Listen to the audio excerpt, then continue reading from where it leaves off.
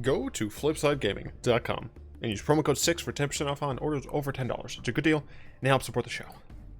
Planeswalkers, we're back in the bottom right corner because that means it's spoiler season. And holy hell, Wizards has dropped a lot of stuff on me. Let's try and get through all of it. This is a bonus video, bonus track. You'll be seeing another video later on that I recorded before this, and I reference it because time travel's fun. Now, the way I'm going to do this essentially is I'm going to go through the mechanics of Formidable Drain. I'm not actually going to talk about the individual cards that are on this page. I'm going to talk about them after this. And then there's some ancillary stuff that isn't really shown off here. And then I'm going to talk about some arena changes, or lack thereof, that I think are important to talk about. Now, I may miss something. Let me know in the comments if I did. Don't hate me. Also, usually I do use Scryfall. However, Scryfall is a lot better at hosting these images when they're on kind of a trickle-in basis, and when you just have a ton dumped at once. The team is only so large, so I'll be using Mythic Spoiler this time. Mythic Spoiler is still fine. I just prefer the presentation of Scryfall. So, without further ado, there's a cool trailer. You should all watch that. Just double check that my music isn't too loud and distracting for people. I hope it isn't. Adventures. So you've seen some cards with this layout here that has a sorcery adventure on it. Essentially what it means is you cast this card first. You can cast this card first, and then it will go to exile. Once it's in exile, you can then cast this creature from exile. You do not have to put it into exile in order to get this creature. You could just cast this creature. Cool. If you cast it as Fertile Footsteps, goes in the sack. It can be countered or responded as normal. If it resolves, you follow the instructions. Cool. Then you put it in exile. Cool. You get stuff back. While it's on the battlefield, you ignore the adventure text. Period. While it is your hand, graveyard, library, even exile, it only has the characteristics of the creature, not the adventure. For example, if you casted a spell that lets you search your library to find a creature card, you can find this. If you have a card that says, yeah, I won't be able to find it. Since it includes your hand, if you have a card that says like cast an instant sorcery from your hand, I believe you cannot do that. So you can just cast this like normal. You can do other things as well. Adamant. Adamant is the way that they're going about making sure single colors matter. So with Adamant, essentially, you're allowed to spend whatever hell color you want on the colorless mana, or technically it's not colorless mana, it's the generic mana in a casting cost. Adamant says that, is explicitly 3? Or is it more? It is 3. So if you spend at least 3 of whatever the card's actual color is, then you get some extra stuff. This incentivizes people to play these fewer color decks. You could still get away with running like 2 color decks and stuff for Adamant if you are focused on a color. Like, for example, I'm functionally playing Adamant in my Grixis because I need to play 3 black pips for my Bolus. You could possibly get away with doing that where you focus on a certain color and then maybe have 2 small tangents to other colors that you use. But it's a really interesting way of making sure single colors get some stuff. And many people have pointed out that maybe this is kind of a nice transition into a new set that's coming up. Well, not new, that I'll be talking about later. Then last, but I think not least, is food. For some reason, Wizards has decided that food tokens are fine and dandy and normal, and now we have food. When they're made, they don't actually say they're an artifact, except, in modern text, it doesn't say create an artifact food token. The food just is an artifact. You tap it, sack it, pay some mana. You gain 3 life. Okay, sure, that seems a little expensive for me. However, based on how much I've already seen food to being able to be produced, it seems like it's going to be something that's just going to sit there. And as someone who is looking at playing a lot control in the coming up meta, this seems decent for those control decks, even mid-range decks. Obviously this isn't the best against aggro. Aggro is likely to use these as the fact that they're artifacts, or the fact that they're just something you can sacrifice, which you should hopefully see in today's actual video. But for mid-range and control players, if you have something at instant speed that you don't end up casting, a counter spell, a draw spell, a removal spell, draw spell left so. But if you have something to do at instant speed, or just nothing to do at all with this extra mana, you just gain 3 life, and that is just having that incidental life gain on cards is very great. Obviously, this is like a draft card because, you know, it's a common. It costs 4 mana. But Murder at 3 is played in Standard, not really played. It's playable in Arena. Okay, this is still an Arena channel. So I mean, this card is just incidentally totally fine and helpful. If you're playing a mono black deck and you just need a little bit more oomph in your removal, you know, we're losing Vraska's Contempt. In my opinion, Elder Spell is not great in the main deck unless we see some stupid stuff going on. So, you know, you might be able to see Bake into a Pie in the main deck or something, and just having some incidental stuff is pretty good. Now, obviously, we have a Pie, which someone is baked into. You got some boars and some pheasants and other things that are scavenged from outside. You got fruit that's really fucking weird. Like, this banana is a spiral. This plum is bleeding from its ass. This apple is too shiny. These pomegranates are horrifying, if I would say anything. These strawberries look normal. And of course, you have some baked goods. So, you know, there's a lot of different food things. And it's cool. It's cool and it's food. Moving on to the actual cards. Oko, Thief of Crowns. This card is interesting. He creates food. Now, some people were like, but isn't this kind of parasitic because he makes food? Not really, because food does something. You know, it's not... Yes, some cards care about food, and that makes food tokens better in general, but the fact of the matter remains, you'd still get to use that food token to gain some life. 3 mana, 4 loyalty Planeswalker that can bump itself already up to 6 is nice. However, it doesn't protect himself. Oko is fucking, like, styling on fools. He is a shapeshifter, though, so, like, you know, let him style on fools. +1, target artifact or creature loses all abilities and becomes a green elk creature with base power and toughness 3/3. It is removal in green-blue that isn't truly removal. So if your opponent is able to flicker, bounce, reset the creature in some way, then you're going to still be able to have that. Does it lose?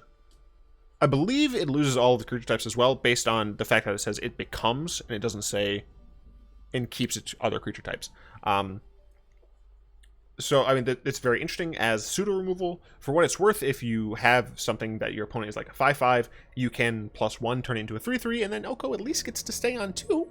So that's cool. But usually what you can do with this card that I think is going to be interesting is turn your fairies, your 1/1 fairies, into 3/3 elk in like later portions of the game or something like that. It's also very interesting to note with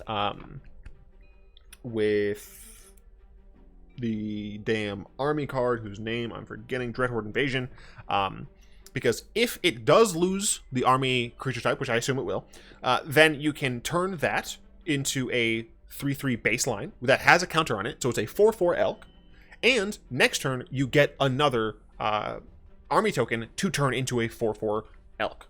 Right, I think that's something interesting that I haven't seen anyone talk about yet, but that's something you can do. You can upgrade your creatures and downgrade your opponent's creatures, and I think that is very important that you see the potential in upgrading, even though a 3/3, it doesn't seem like much of an upgrade, but, you know, that's just the base power, doesn't take into account any +1/+1 counters.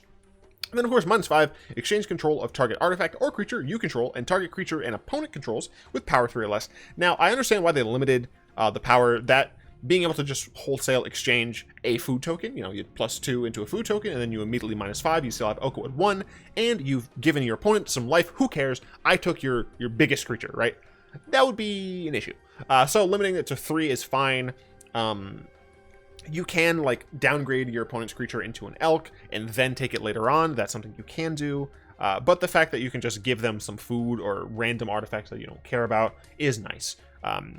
You can take utility creatures and things like that. Lords is something that's going to be helpful to take because that is looking at actual more power and toughness than just 3. You know, if your opponent has one of the Knight Lords that I'll be talking about in a bit, you can take that from them, and if they have 3 other Knights, that's 3/3 worth of stats, or that's 3/3 worth of stats that you're taking, plus the 2/2 that the creature is anyway. So that I think is reasonable. I think Oko is good.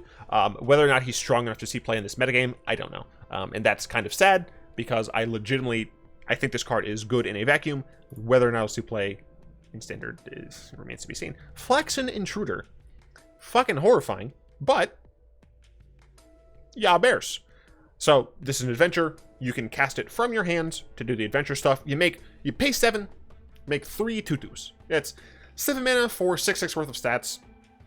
Isn't terrible. It's not the best, but what's good about this design for this card specifically is that if you draw her late game, where you have a bunch of mana, you flood out or something like that, then you don't just have a 1/2 that does something on ETB. You now have some bears, and potentially Deflect and Intruder, because as we've seen, you can cast her after you cast Welcome Home. When she deals combat damage to a player, you may sacrifice it. When you do, destroy an artifact or enchantment.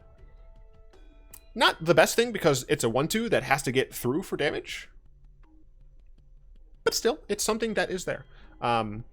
Will this see play in Standard? I am guessing no. This seems like a great draft card because there are plenty of artifact and enchantment focus in blue-white. So I think that this is fine as a draft card because early game you can have it as just an annoying card to get rid of your white-blue opponent's early game artifacts and enchantments, and then late game if you top deck this, you can just use the sorcery adventure. Lovestruck Beast. Yeah, ignore the ads. I was gonna like block them, but I guess that's another reason I like Scrockfell better is because the ads aren't right fucking. You know what? We're just gonna do this. There we go. No free advertising on my channel. That shit on my face. There we go. You're missing some of the logo. I don't care. Fuck the ads. It's Beauty and the Beast, and it's done by fucking Tyler Walpole. If you don't know, Tyler did some character arts for the D&D campaign that I had with, well, that I was a part of, with Merchant, G&G Craig, and all those fine folks. And I loved the art he did for my character. It was such a fantastic way to make Fikaru, and Beauty and the Beast, for those who don't know, is my favorite of the Disney movies. Technically, I prefer the Christmas special, and I know it's not actually good, but it has fucking Tim Curry in it as an organ who's very mad, and I like it, so fuck you. Anyway, Harsh Desire, single green, make a 1/1. That's fine. It's not the best, but that's playable in a token deck. If you're playing tokens, they're probably 1/1s. Lovestruck Beast is a 3-mana beast noble. What the fuck? That's a new creature type. There's a lot of new creature types. Anyway, Beast Noble can't attack unless you control a 1/1 creature. So you can make a 1/1 creature on turn 1, which is a token, which benefits from token things. And then the Beast wants tokens. Unfortunately, of course, we are losing a decent amount of token support from Dominaria. Dominaria had a lot of those saplings and things, but there are still plenty of things like Raise the Alarm that makes tokens, so I do think that a green-white token deck will be fine. That said, the fact that it's specifically a 1/1 creature makes it less great because, you know, if you have any buffs like Tristani, for example, then Lovestruck Beast can no longer attack, but still having a 6, it's just attack, you know, you'd still block with this. Having a 6 power and toughness blocker, it's still fine if you're playing a Tristani. Like, if that's the worst thing about playing a Tristani, that's fine. Also, I think the Bell might be a guy. I need to ask Tyler about that. Because when you zoom in on the picture, it looks like they have a mustache. I can't tell, which is fine. Because who cares? It's all about that beast, baby. Look at that fucking beast. The suit and the fucking horns are great. It's great and it's fucking perfect. And also, 5-mana 3/3s are just what I love. You know, Mile loves him. But unfortunately, Mile's 2/3, so they don't really get along. Witch's Cottage. This is a swamp. Let me repeat. This is a swamp. One more time. This is a swamp. Anything that allows you to fetch swamps. Not basic lands. This is not a basic. Anything that allows you to fetch swamps can fetch this. Anything that cares about swamps entering the battlefield. Cough, cough, Dread Presence can fetch this. Or can benefit from this. It enters tapped. Unless you have 3 other swamps. Notably, not basic swamps. This works with shocks. If you have Overgrown Tomb, Basic Swamp, and let's say Godless Shrine, you're playing Abzan because Abzan's the best.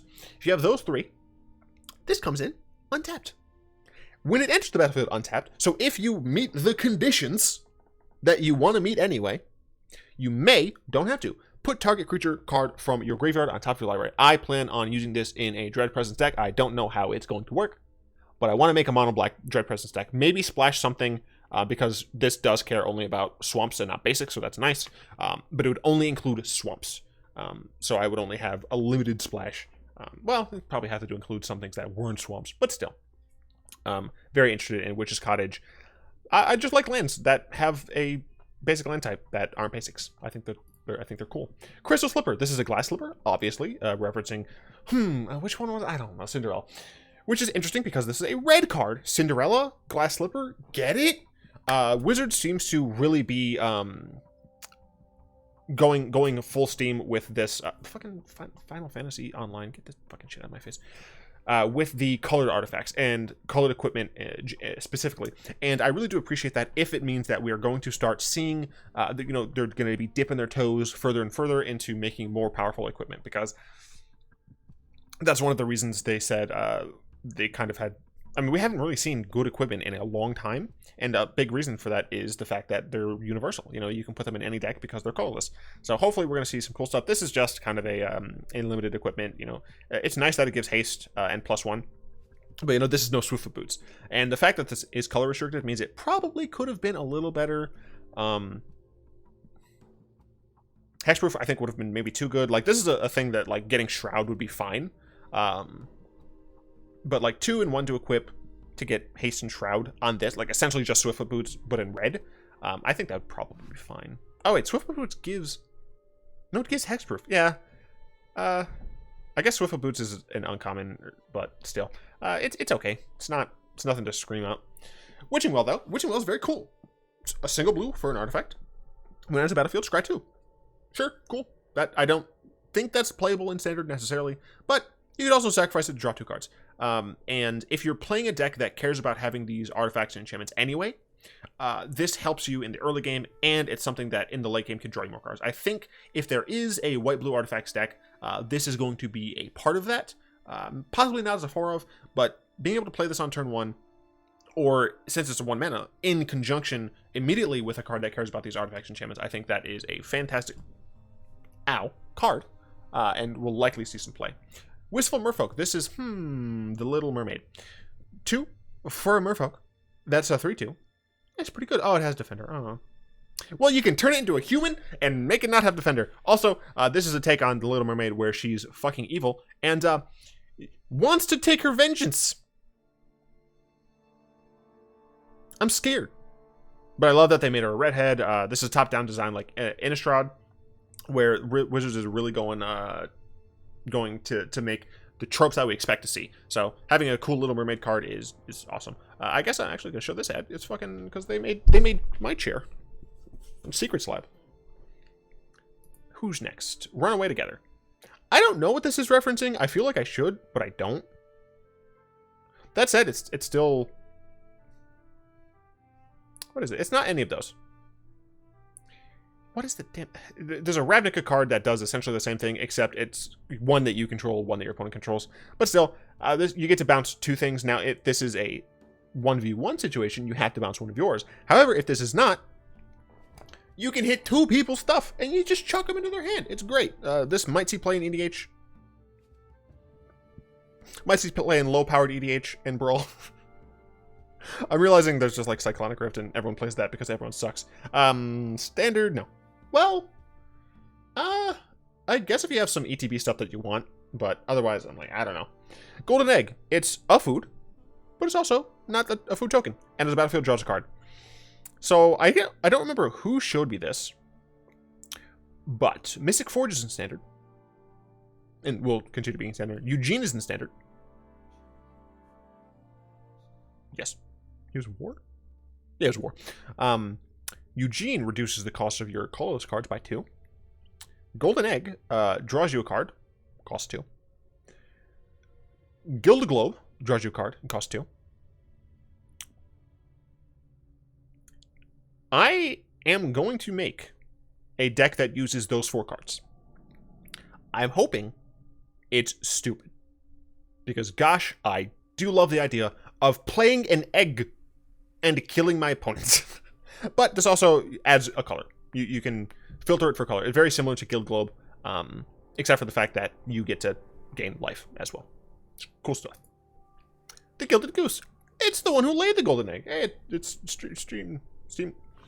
Fuck you call it Secret Lab? I don't know what the hell I'm doing. Gilded Goose is the new Birds of Paradise. Essentially, the new birds. It's a 1 mana, a single green bird that's a 0/2 that flies. Okay, this is the obvious comparison to Bird of Paradise. I just realized this tree in the background is fucking chopped really weirdly. When it enters the battlefield, create a food token. Sure. 1 in a green, create a food token. Okay. Tap, sacrifice a food token, add 1 mana of any color. So, you get that immediate initial value of getting of being able to add any color, just like a bird. Except this is diminishing because you're using a resource. Now you can add more of that resource on the card to later on use it for mana. You can also just use the other food, and it doesn't have to be a food token. It could be the golden egg if you want. But it is diminishing, and that is potentially a problem. I think this will see play in standard in decks that also make food elsewhere, even if it's just incidentally. I don't think you have to play this in like a food deck for this to be good. I'm talking about Magic the fucking Gathering, and I'm saying you don't have to play this in a food deck. Is this another unset or something? I'm seriously talking about food in Magic. Doesn't Mark Wizard has a Tumblr, and on that Tumblr he answers questions, and often there's a meme, a joke, about us eating the delicious cards. Mark, I thought you didn't want us to eat the delicious cards. You've made food for us, Mark. What are you doing? It's not as good as Bird, very obviously. But we're unlikely to get Bird back in standard for a while, and I think this will do an okay job at representing Bird. Eye Collector. It's a 1 mana 1/1 flyer. Cool. When it deals damage to a player, each player puts the top card of their library into their graveyard. This is a very slow mill condition, and it's not very good. It mills yourself, which is cool, but this card is not good. I can't even say in limited because of the fact that there are going to be so many other flyers. I'm fairly certain this card is just trash. It's a Tome Raider. Not a Tomb Raider. A Tome Raider. Cool. 2 and a blue. 1/1. Flying. When it enters, draw a card. This is a 2/1. I mean, it's a fairy, so, like, there are elemental values here, which is, you know, fairy value, there's more of that, but still, why 2/1? Why aren't you a 2/1? I'm glad it's not a 2/1, to be honest. But yeah, this is a decent draft card. If a fairy deck is playable, I think we'll see just as much play as Cloud Container does. Maraleaf Pixie. Blue-green, 2/2 flyer. Sold. Add a green or a blue. Nice. It has like a weird ermine tail. She has weird fucking dragonfly wings. Oh yeah, it's like she's skin in ermine? Or is that like her actual head? I don't fucking know. It's a fine card. Fairy Vandal. 2/1/2 flash flyer. More flashy. Yay! Whenever you draw your second card, put a locator on it. I don't think this goes into flash as is. So that's good. Card's fine. I don't think it's great. Rankle, Master of Pranks. He reminds me of, I think it was one of the antagonists in like Jack Frost or some shit. I just have like, he looks like some antagonist. If you know the antagonist I'm talking about, fucking put that shit in the comments. 4 mana, 3/3, flying, haste. Cool. When it deals combat damage to a player, choose any number. Now, obviously, you can't choose each player discards a card infinite times. That would be stupid. You can choose any number of these. I think Wizards could have worked on the templating a little bit better there. They should have just said choose one or more. Yeah, because more would be 2 or 3. Like, I don't know. Choose any number seems strange. But each player discards a card. Sure. Each player loses 1 life and draws a card. Sure. Each player sacrifices a creature. Sure. So you can have all those do that. And based on how sorceries are worked, these would occur in sequence. So let's say you have no cards in hand, but your opponent has 1 card. Obviously, making each player discard a card is just fine for you. You don't have a card to discard? Sure. Your opponent has to discard their best card, or their last card at the very least. You can then choose, are we going to draw a card? Sure. You didn't have a card before? They already did. You're just being up there. So now you're up one near. Nothing. Each player sacrifice creature. Let's say you don't have... Sacrifices a creature. Shit. So this includes Wrinkle. Fuck. Let's say you have tokens because you're playing fairies. And your opponent doesn't. Bada bing, bada boom. They have to sacrifice a real creature. Boom. The fixture game, I don't think is very strong. Midnight Clock. More colored artifacts, which are totally fine. 3 mana, add 1. It essentially is some sort of obelisk, right? You're able to use it as mana generation. Cool. 2 in a blue. Put an hour counter on Midnight Clock. Notably, you can use the blue from this card to activate that, and you can activate that hour however many times you want. At the beginning of each upkeep, also put an hour counter on it. Cool.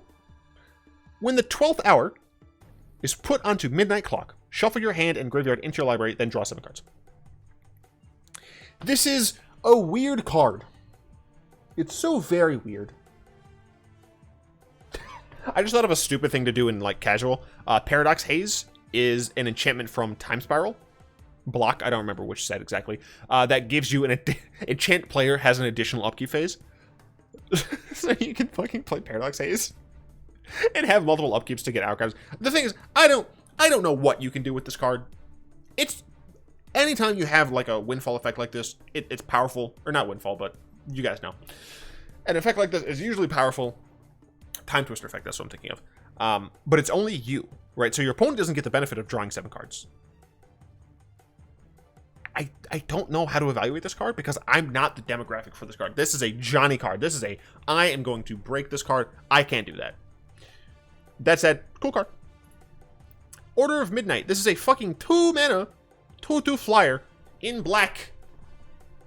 Can't block. Who cares? Obviously, the limit. We're just gonna hold it here because the Seb McKinnon art is so much fucking better. No offense to. Oh, fucking, I like your stuff too, Victor. For what it's worth, I really like the Raven on this one. The harness and things. This doesn't have a harness. God damn it, this art is so fucking good. Sorry, I got distracted by Seb's art. Anyway, in this limited format, I threw 2 flyer in black is probably just fine. Decent adventure cost, return target creature card from your graveyard to your hand. That's totally reasonable, right? This is a fantastic limited card. It's a bear that flies, and that should be fine and limited in general. There are going to be more flyers in the set, obviously, because of fairies and these flying knights are everywhere. But being able to also just late game, use it to get your best creature back and play this, I think that's pretty good. I think this is going to be a good contender. It might see play in the Knights deck because we are losing a lot of Knights from Dominaria, which is obviously why they're able to print such powerful Knights in Standard so far. So it's good to see play in the Knights deck. I don't know if it will because there are other Knights. Like this one. This is a 2 mana, 2/1 Knight that has lifelink. It's not very good. The adventure is you can gain X life, and each opponent loses X life, where X is the number of knights you control. You could play this in a Knights deck as a finisher, but I don't trust your ability to keep a bunch of Knights on the field. I'm not sure. It could see play. I don't like it as much. Zombie Knight is a 1 mana 1/1 with Death Touch. Am I going to play it in zombies? Fuck yeah, I am. It's a 1/1 with Death Touch. What? Profane Insight. Have all of these been sorceries so far? I think all of these have been sorceries so far. This one is an instant. Fuck me, that art. This is the first time I'm seeing this art. That's good. You draw a card and you lose 1 life. That's fine. When you're playing a zombie deck and you get to the late game, just paying 1 mana for your 1/1 is not the best. But the fact that this has Death Touch means that it can trade up very well.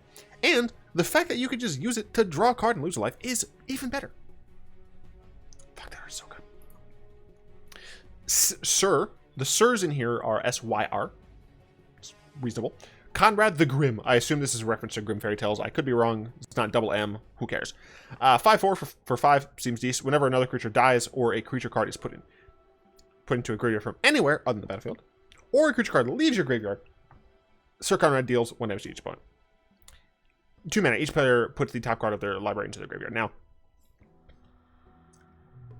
whenever any creature dies, whenever a creature card is put into a graveyard from anywhere, but it's whenever a creature card leaves your graveyard. So not when your opponent's creatures come back. So if your opponents are playing Arclight Phoenix for some fucking reason, you won't get the pings on that. It's just if you were playing Arclight Phoenix, right? It's only when your creatures are leaving your graveyard. So it's not symmetrical. It's not wholly symmetrical, right? First one is, second one is, third one isn't. Fourth ability is. That said, 5/4.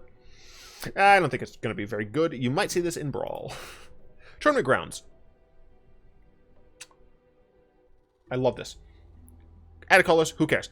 Add a red, white, or black. Spend this mana and only cast knights or equipment spells. Fucking yes, give me the knights and the equipments. I don't know, I like it. I'm not even sure it's going to be worth playing in Standard, even if a Knights deck is viable in Standard, because you can't use this on your support spells. You know, your removal, your... Let's be honest, mostly removal. You can't use this for that, and I'm not sure how many slots you have to devote to the shock lands, and whatever the hell other lands we're getting, so not entirely sure. I know for a fact we have other art for this, but I will say this style of art is so refreshing to see on Magic. I like Magic. I like modern Magic art. I think it's good, but seeing this is very refreshing because it's so stylistically different. That said, it's a 2-mana 2/1 knight. You can battle display to destroy an artifact. Cool. I don't care. I have so much more. So much more. I need to hurry the fuck up. Sure. Fireborn Knight. 4-mana 2/3. It looks like we have a cycle of these cards. Another reason that hints at what future we might hold. Same reasons I don't like Mythic Spoiler. But it's double strike. Also, you can pay a bunch to give it +1/+1, and you might be saying that's too much, but it does have double strike. So being able to not only survive more, but deal... This essentially is dealing 2 more damage. So it's okay. Once again, I don't think this will see play in Standard. Circle of Loyalty. 6-mana legendary artifact. This spell costs 1 less to cast for each knight that you control. This is potentially a 2-mana Lord. Bruh. Turn 1, a knight. Turn 2, a knight. Turn 3, a knight. Turn 4, a 2-mana knight, and this. Yes, please, sign me the fuck up. Creatures you control get +1/+1. Hell yeah. Whenever you cast a legendary spell, create a 2/2 white knight creature. A lot of legendary knights flying around. Some of them might be playable. It's just extra value. This is a 3/3. Whenever you cast a legendary spell, it doesn't have to be a creature. It's just a legendary spell. This is a legendary artifact, so you can't cast another one of these. But still, you just get free value on cast, and you can make knights with it. You make 3/3 fucking knights with vigilance with this card. It's so good. I feel like in I feel like knights is going to be a thing in historic. I'm scared. Wintermoor Commander, another knight. It's a black knight, black and white knight, which is fantastic. Fucking death touch. Its toughness equals the number of knights you control, so it's always going to be at least 1 because it includes itself. 2/1 never good. With death touch is still fine. What you really want is at least a 2/3. Which is just 2 other knight creatures. Not terribly hard. Or 1 other knight creature that has to be a lord. Whenever it attacks, another target knight you control gains indestructible until end of turn. You're keeping the other knights alive, you're keeping the attack. Now, the thing is, this card for me feels like more of a defensive card. You know, you have a 2/3 death toucher. Often I'm like, fuck you can't attack me. But this wants you to be aggressive, and I think that's fine. Heraldic Banner. 3 mana for an artifact. End of battlefield, choose a color. Creatures you control the chosen color get +1. Add a mana of the chosen color. It's another good old-fashioned obelisk type thing. Sure, it's okay. Garruk, Curse Hunter. Fuck yeah, bud. Look, first of all, wolves. Second of all, Garruk is back. He's an ass. Anyone who is a Garruk apologist can get the fuck off my channel. No, I'm kidding. But seriously, Garruk sucks. He's always sucked. What is this fucking Elvenar shit in my background? Get this fucking garbage out of my face. Anyway, 6 mana for a 5 loyalty walker. Not terrible. Not the best, but not terrible. 0. Wait, he has no pluses? It's fine. Create 2/2 black and green wolf creature tokens with when this creature dies, put a loyalty counter on each Garruk you control. Sure. Technically, if both of those die immediately, you have Garruk up to a 7.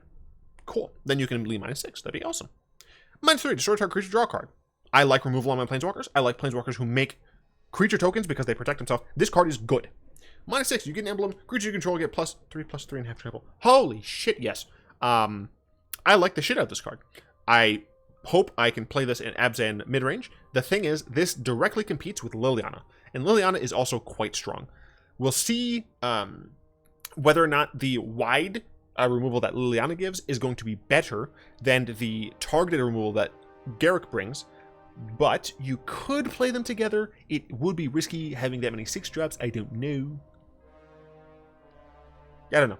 That said, I really love Garruk in this situation, and I'm gonna try to play him. You can even play Abzan Wolves, which I'm gonna try, because the Selesnya the Wolf deck, as it is now, only has Arlen as a 6-drop. This also makes Wolves and is technically better, so I'm probably gonna play this. In addition, I look forward to playing Abzan Wolves. I'm at the very least playing that. Beanstalk Giant, you guys already saw this. Adventure, search the library for basic land card, put it on the battlefield. Not tapped. Importantly, not tapped. You get to just, essentially this card costs 2 mana. If you have something else you can play with it, cool. Its power and toughness equal to the number of lands you control. It costs 7 mana. This is not a playable standard card. Holy Knight has haste. For 4 mana is a 4/1. Not the best. 4/1s usually are not great.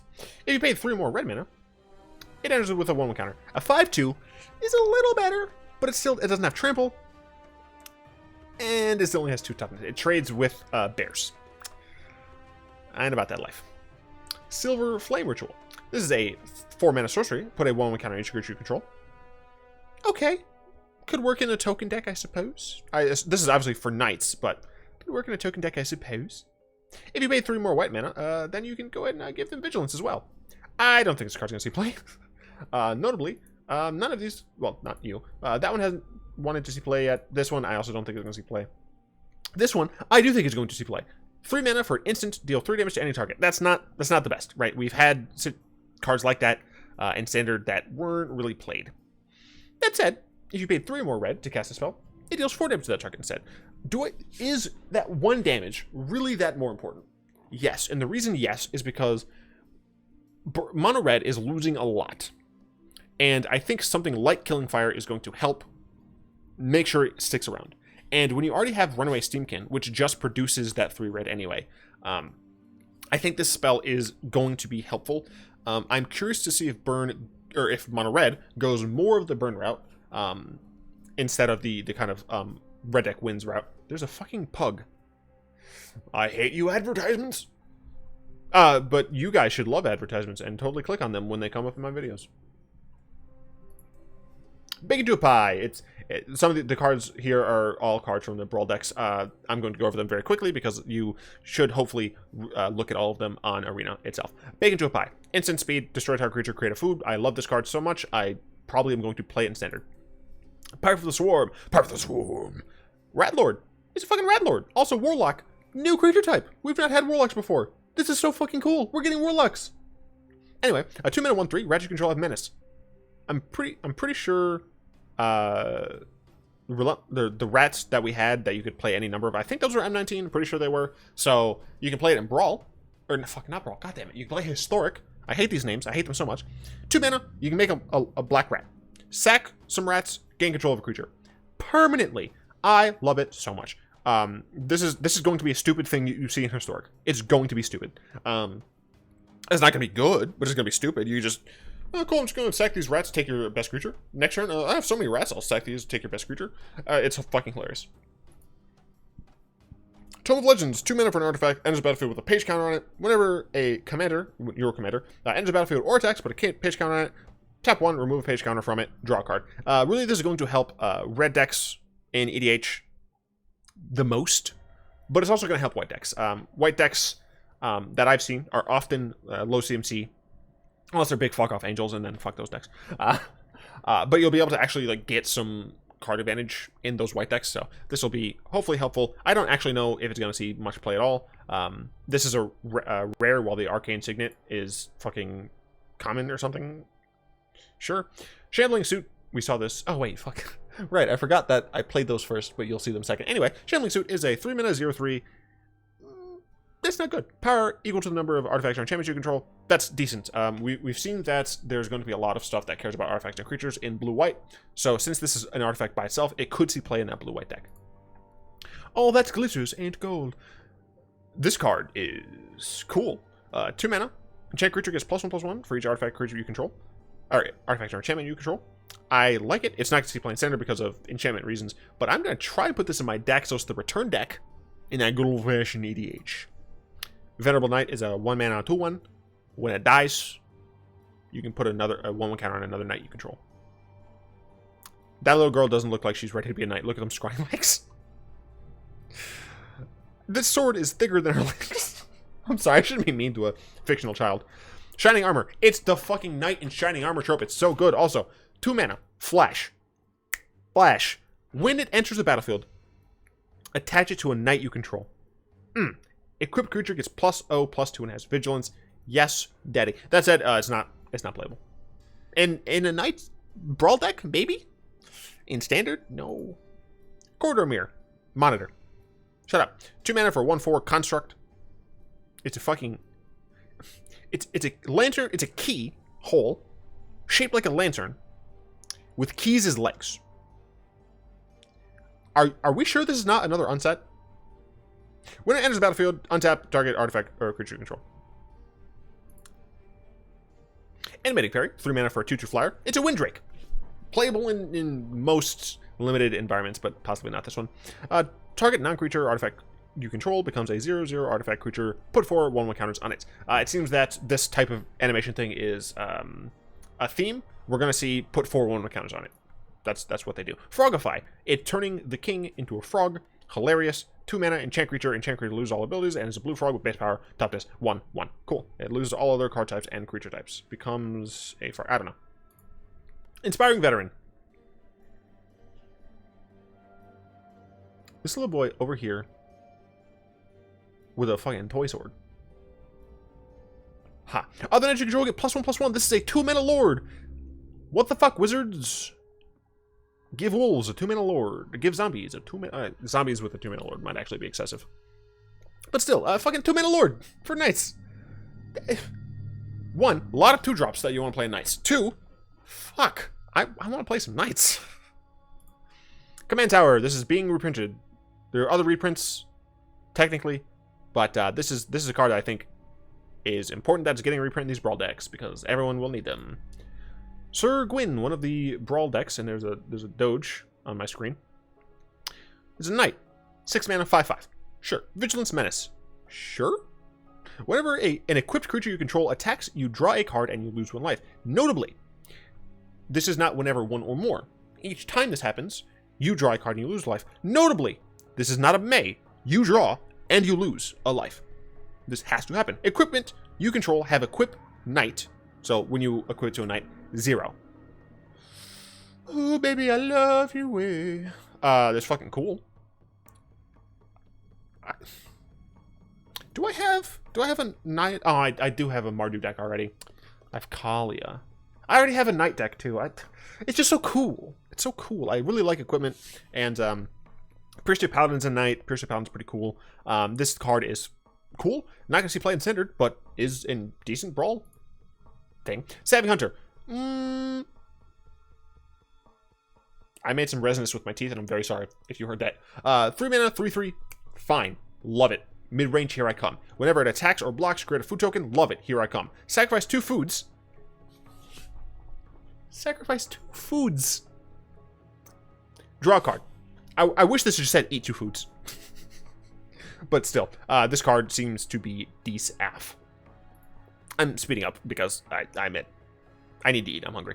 Alela, whatever. Artful Provocateur. Format. Got another email. What's this about? Cool. Help us, dude. Fuck you. I don't want coffee. Flying, Death Touch, Lifelink. Stop. Stop it. Other creatures with flying. Get +1. Other creatures you control. Get +1/+0. Stop. Please, I'm begging you. Whenever you cast an artifact or enchantment, create a 1/1 blue fairy. Stop. Please. She makes so many fairies. Also, she's a warlock, which is fucking dope. That said, as for flyers, man, it's a Brawl deck coming to your face very soon. A lot of the cool cards in the fairy decks are enchantments. I assume there's plenty of artifacts that are coming, and the flyers deck, I should say. Those are enchantments. You're going to go ahead and get some more stuff from Throne of Eldraine, and it's going to be really good, and blah, blah, blah. Corvold.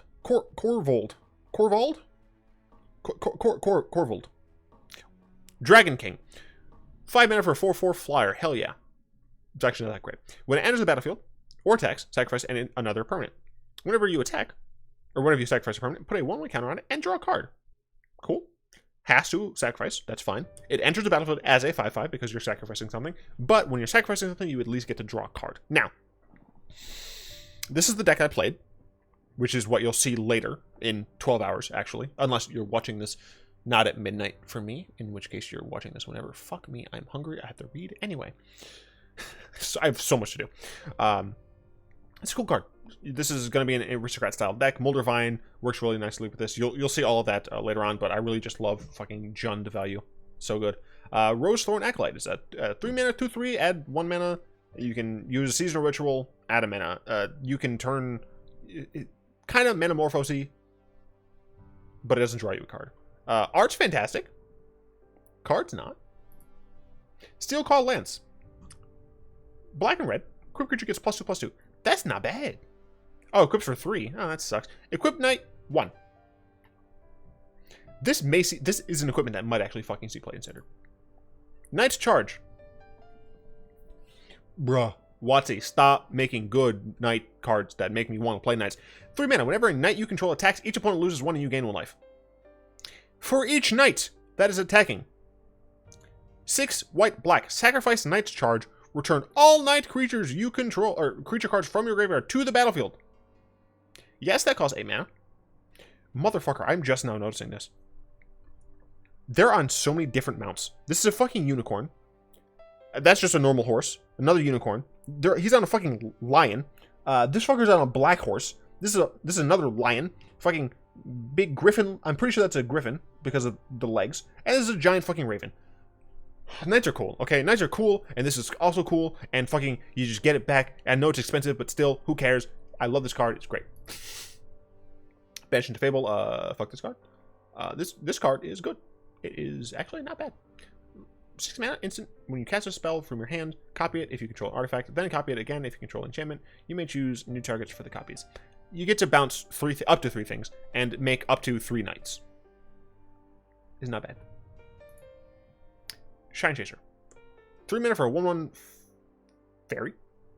That's a sharp looking key that I'm just noticing. Flying Vigilance, it gets +1/+1 as long as you control an artifact, gets +1/+1 as long as you control enchantment. This is potential to be a 3 mana, 3/3 Flying Vigilance. That's pretty good.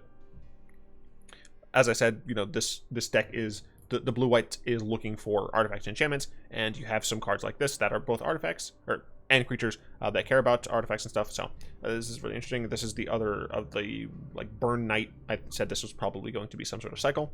Hopefully it is. If not, Wizards is trolling us. But hybrid. We're going to call this Quad Azorius for a 3/3 with flying. That is an artifact, so that's cool. When it enters the battlefield, look at the top 4. You may reveal an artifact or enchantment from among them and put it into your hand. So you are essentially drawing a card, except you're looking at the top 4. And this is for something that you want to have. Also, it can just get another copy of itself if it's there. So I think this card is going to probably, 4 mana 3/3 flyer. That also works with the artifact theme. I think if that artifact deck is a thing, you're going to see 4 copies of that. Thorn Mammoth is a 7 mana 6/6 triple. When it or another, I don't like this card.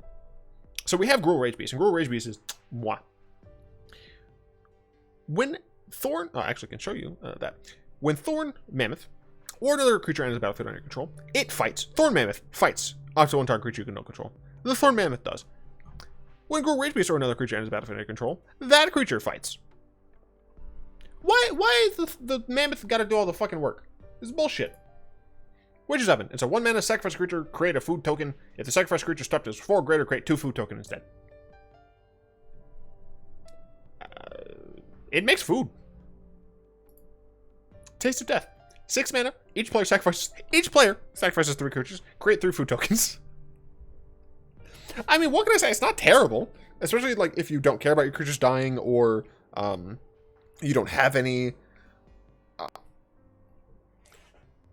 I doubt it's playable in Standard, but at the same time,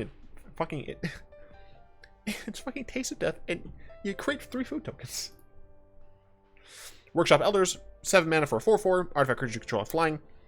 It's horrifying. Beginning of combat in your turn, you may have target non-creature artifact, blah, blah, blah. It's doing the same thing. You're turning a non-creature artifact into a creature that has 4 counters on it. Now, notably,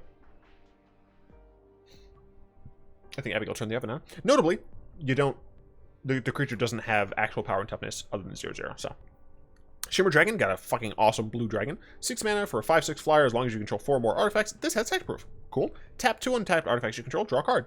Fucking cool. You can tap your food to draw some cards. You can tap treasure to draw some cards. This is an interesting card. Is it going to see play? I doubt it. 6 mana card. Keeper of Fables. 5 mana for a 4/5 cat. Sure. Whenever one or more non-human creatures you control deal combat damage to a player, draw a card. Sure. It's not going to see play. As you can tell, I'm going through them really quickly because, fuck me, it's almost been an hour and I still have plenty to talk about. Silverwing Squadron. 6 mana for a star, flying vigilance. Its power and toughness equal to the number of creatures you control. Sure. Whenever it attacks, create a number of 2/2s with vigilance equal to the number of opponents you have. Sure. These are cards that scale for multiplayer Brawl. However, Arena's not going to have multiplayer Brawl, so who fucking cares? Meh. Embereth Skyblazer is the same thing. 4 mana, 4/3. As long as it's your turn, it has flying. Sure, cool. It attacks, you may pay 3. If you do, creatures you control get +X, where X is the number of opponents you have. Since Arena is just going to be a 1v1, and that's kind of mostly what I'm talking about, I don't really care about this card too much. Churning Witch, however, is another card that makes rats. 4 mana for a 2/2. When she enters the battlefield, create a number of 1/1 black rats equal to the number of opponents you have. Aww. Yeah, I know. Sacrifice a creature. Target creature gets -2/2. Sure, she's not really that great. Gluttonous Troll. I fucking love it. 4 mana for a 3/3 Trampler. Abzan midrange? Possibly. When Gluttonous Troll enters the battlefield, create a number of food token equal to the number your opponents have. This one is the least worst. Because 4 mana 3/3 Trampler that just makes a food token is fine. Also, holy fuck, that is a gruesome art. I'm just now noticing how gruesome that art is. Fuck. Anyway. Sacrifice another non-land permanent. Gluttonous Troll gets +2/+2 until end of turn. This one, possibly fine. Like the others, I don't think any of the other ones so far are standard playable. Like 1v1 playable. This one might be. It probably won't be. But it could be. Belle of the Brawl. Oh, it's a girl riding a horse. We've seen plenty of female knights at this point. She ain't special. 3 mana for 3/2. Menace. When it attacks other knights you control, get +1/+0. Wizards, fucking stop, please. There are only so many card slots I can dedicate to a single deck. Okay. I want to be able to play standard knights as well as Brawl knights. Brawl knights, obviously, I can make, but you're just making this too hard with standard knights. Okay, I don't understand how you think I can put this in a deck and make it work and stuff. I don't know why. The Royal Scions. Rowan and Will in one card. They share a spark. They're twins. Fucking sure. Who cares? 3 mana for a 5 Loyalty Walker. Okay. +1, draw a card, then discard a card. I like it. Card selection. Not terrible. +1, target creature gets +2/+0 and gains first strike and trample until end turn. What the fuck? I'm guessing that the first +1 is Will's, and the second +1 is Rowan's, because blue doesn't do shit with first strike and trample at all. Also, it feels a little disjointed on this card, because that's an aggressive thing to do. I have no idea where this card belongs at all. -8. Draw 4 cards. When you do, the Royal Scions deals damage to any target equal to the number of cards in your hand. So this wants you to have cards in hand, but the second +1 wants you to attack with creatures and shit. I don't understand this card. I have no idea. Fairy Formation, 5 mana for a 5/4. It's a flyer. You can make fairies. And you draw a card. This is a fantastic card, limited. No, I think it's too expensive for standard. Even though that's fucking value, I think it's too expensive for standard. Good and limited. Steel Bane Hydra. We have another Hydra, ladies and gentlemen. This card is also not terrible. X, green, enters the battlefield with X 1/1 counters on it, then pay 3 and remove a counter. Destroy an artifact or enchantment. Just blow it up. It's cool. Also, it's a fucking Turtle Hydra. This game is fucking weird. Anyway, that's all for the new... There we go. That's all for the new cards that I have access to. Next, we'll talk about the rest of the sets that are coming out in 2020. Yeah. First, in Q1, is going to be Theros Beyond Death. So we're going back to Theros, except we're visiting the Underworld. I wonder who's there. Elspeth is. Elspeth, we're getting back, which I think is really interesting and cool. Also, the amount of monocolor type things mattering, I think, does lead some to believe that Devotion will come back. I'm really hoping that Devotion plays a role in the story, because my hope is that Gideon is currently in the afterlife with Elspeth. Technically, he shouldn't, because of how how dying is supposed to work. Like, when you're a planeswalker, whatever plane you die on is the afterlife you go to. That's why Elspeth is on Theros instead. However, some have said that that's not the case, because I think technically that's the only one that we know about.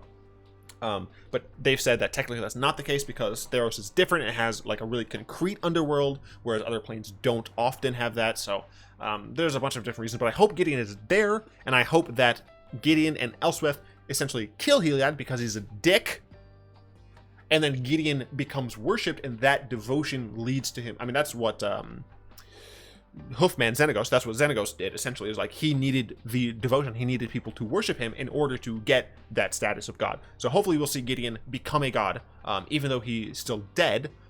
He's not a planeswalker or anything, you know, he's dead. Elspeth is dead, and she is an active creature, character thing, so that'd be really cool. Then in Q2, Ikoria, Lair of Behemoths. Based on the set symbol, we're getting fucking kaiju set. We're getting big mofos. They're going to be behemoths, so I'm hoping finally Wizards give me more beasts. My Mile deck really does want to play as few non-beasts as possible, because I like beasts. They're really cool. Also, kaiju beasts, fucking hell yes. Sign me up. Okay, sign me the hell up. I want to play with Giant Chungai. Apparently, the Ikoria will have some sort of thing where you can make beasts, make behemoths. So, some augment shit? I don't know. Core 2021. If you like Teferi, you're not going to like this. Apparently, this is about Teferi.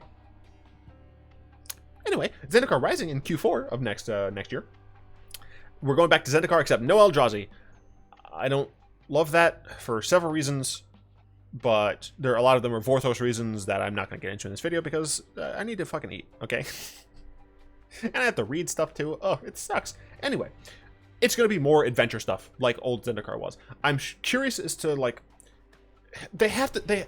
If we go back to Zendikar and there's like no sign of Eldrazi, like everything is perfectly back to normal, like all the land is fine again, I'm going to be upset, because that just means that either there's a huge time jump, or it means that WotC is just gonna hand wave it. It's like, oh yeah, they essentially weren't here, and that sucks.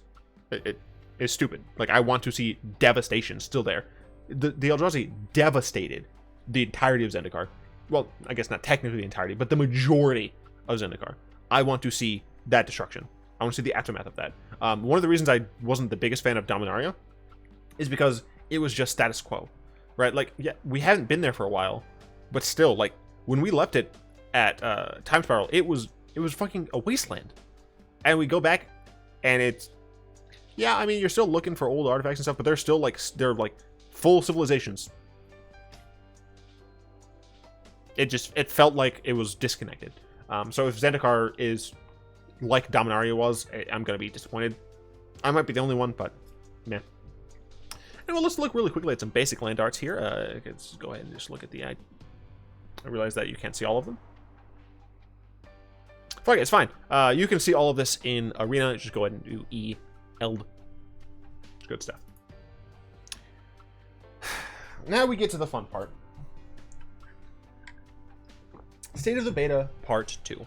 I'm not going to watch this. I haven't actually watched it just yet. I will watch it after this, but I'm not going to do it in this video. So, we're getting some Brawl. Cool, cool, cool.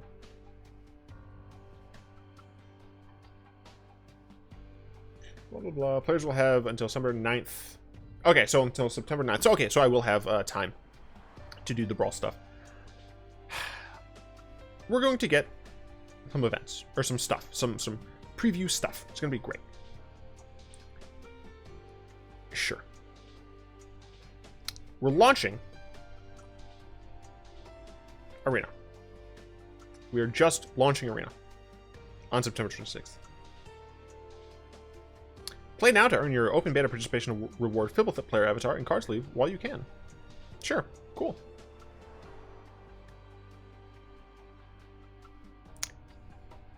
We are waiting for the state of the game, which will live around September 19th. So this, obviously, is just the state of the beta. If we want to know more about the roadmap, the launch roadmap, we have to wait till September 19th. We have to wait 15 days. Well, for you all, it'll be 14 days.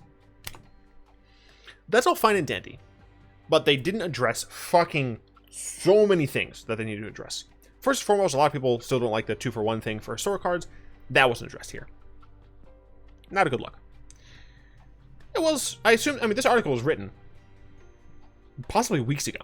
So, you know, I can understand if that's not here. But, and I assume that in this state of the game, they're going to talk about more stuff that I'm going to talk about in just a second. You shouldn't wait. Giving people 2 weeks to think about what isn't said is bad. When people don't know what's happening, people guess the worst. They have not talked about friends list. You need that. They've not talked about a better challenge system because technically the challenge system as we have it right now isn't ideal. They haven't talked about the deck builder. Deck builder still needs work. We still need to fix a lot about the deck builder. Of course, obviously they haven't addressed the 2-for-1 thing. It is odd to me that they didn't say those things will be addressed. Even if they're like, don't have friends list yet, don't have 2-for-1 yet, or we're keeping 2-for-1. The fact that they didn't say anything about it is not a good idea on their part. I assume they're going to say something about it. Whether or not it's going to be something I like is a different story. But the fact that they just didn't say anything here is a bad look. That said, that's fucking all I have because my throat is dead and I need to eat and then read a lot because I have a class tomorrow at 8 that I need to read for. Goodness me, I am incredibly tired. Let me know what you think. If I forgot anything, please let me know, but be nice about it. I will be doing this every time there is a decent number of spoilers that have been added. I will try my best to keep, chatting with you guys on Discord and whatnot about what's going on. But yeah, I'd like to thank my lovely patrons. If you'd like to join them, support the channel, find links to that in the description below. My voice is destroyed. I do hope you've enjoyed this video. If you did, go and tap that like button, add subscription to your Manable, cast a comment in the comment section down below, pass the turn, and the bit to send your friends. And of course, until next time, I'll be one.